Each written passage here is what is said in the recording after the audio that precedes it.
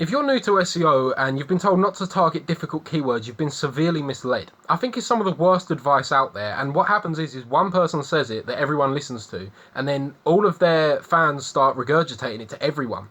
But it's really, really silly because you don't know what's difficult until you try and do it. So if you look at a keyword and it says it's got keyword difficulty of 30, how are you going to know whether or not it's difficult unless you try and target it?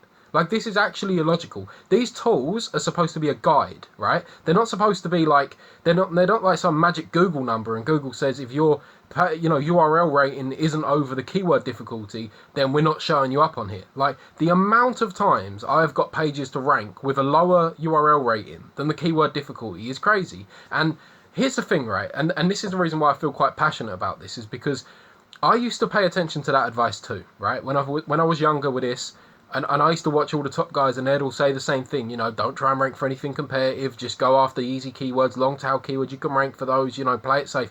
I used to listen to all that stuff. And so I had a client come to me once and he wanted me to do SEO for him, and I told him, yeah, we'll do it. And he wanted to rank for this particular keyword and I said, it's too difficult, you can't do it. I looked at it in the way that we're all told to look at this from the top SEO people, not the ones I often talk about on this channel, but like the ones who are like the face of SEO, right?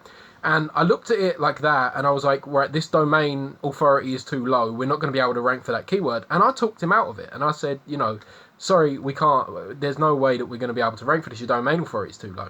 And I said, but what we can do is we can rank for all these long tail keywords. And he was like, all right, great then, let's do that, right? So we done that, and then like the traffic went up a bit, but it wasn't really this thing that he wanted, because he wanted loads coming in because he really needed the sales, right? So he rings me up one day and says to me, Dan, I like what you're doing, but if you can't get us on the first page for this, we are in a bad way, with some colourful language. And so I really liked this client and I wanted him to do well. And so I was like, okay, I'm going to try. But it wasn't really going to try. I was like, okay, let me see what I can do. And I dedicated all of my time to it, right, trying to figure this out.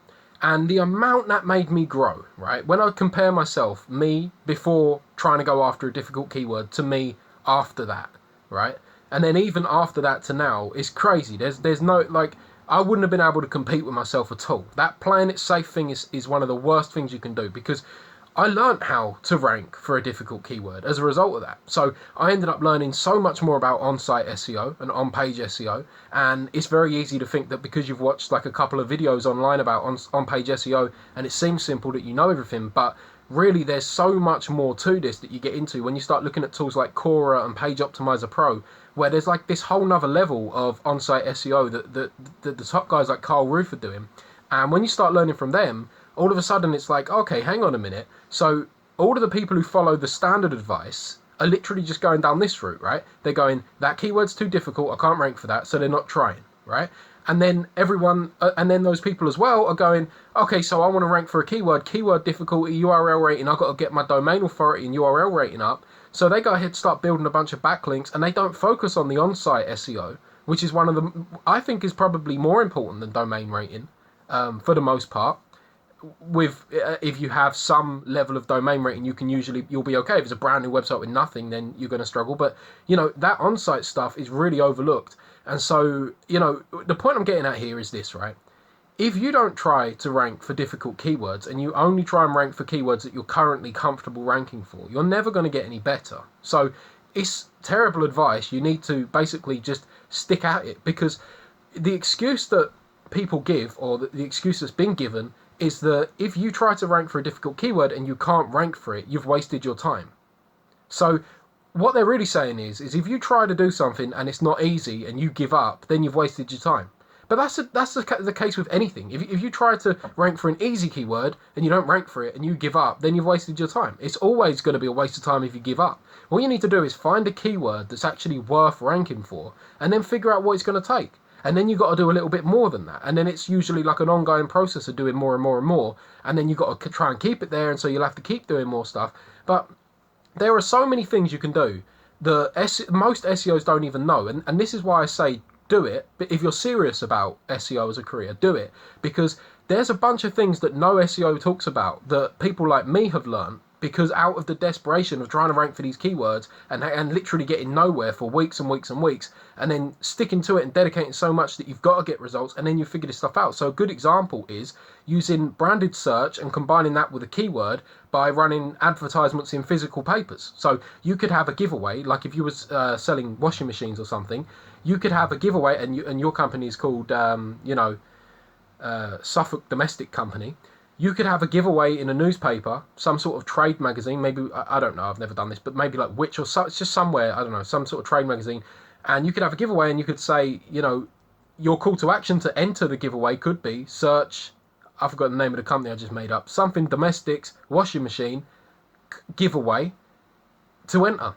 Now, when they search that, that triggers to Google that your company is relevant to that keyword. You start getting a bunch of clicks, you start getting a bunch of traffic, and it starts going around your website. These are really positive signals, and Google's looking for these branded searches to see basically how much people are looking for you, how authoritative you are. Now, you go and build a bunch of PBM backlinks, right?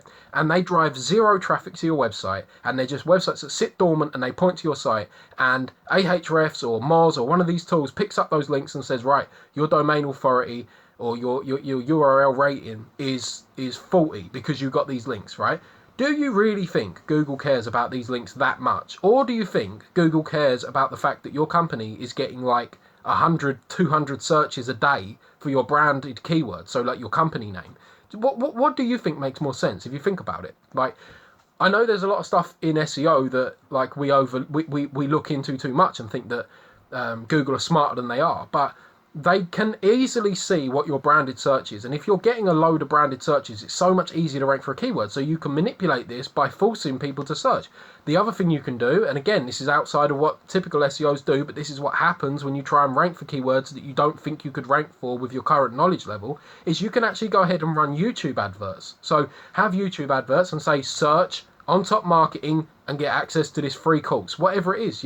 You can actually get traffic like that and get people doing these branded searches by telling them search for my brand something, and then you can gain relevancy to that keyword. So people want to say SEO is dead because you've got to have a big brand nowadays because Google's ranking branded. It's crazy. You just got to build your brand. Like, if you're an SEO, you're a marketer. If you're a marketer, that's your job, is build the brand. And yes, you can do it through SEO. You absolutely can do it through SEO, because even if what you do is you end up ranking for a bunch of other keywords that are like higher up in the funnel, you can build your branding out by getting a load of traffic, getting people familiar with it, sharing some information about your company on the right hand side of the blog post or whatever it is, and then actually introduce people to that company or get them to opt into your email, and then get them back in the system that way, get them searching again for your brand in some way. You've got to be a bit creative. But listen, bottom line is, if someone's giving you the advice of don't try and rank for a keyword, only listen to it if you're not serious about SEO. If you're serious about SEO, do it, because you're going to learn so much that it's going to pay off for many years to come.